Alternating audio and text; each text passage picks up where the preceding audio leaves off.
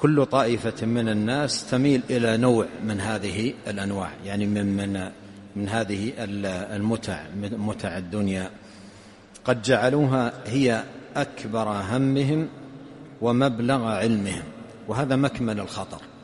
قد تقدم أنه لا حرج في كون الإنسان يهتم لأمر الدنيا ويتعلم أيضا أمور الدنيا، لا حرج في ذلك، لكن الحرج كل الحرج والهلاك كل الهلاك أن تطغى الدنيا على الآخرة، وأن تكون الدنيا أكبر هم الإنسان، وأن تكون مبلغ علمه.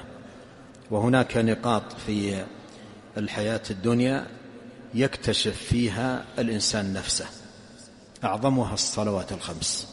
سبحان الله، الصلوات الخمس يسميها السلف ميزان يومي 5 مرات في اليوم، هذه يكتشف فيها المرء نفسه.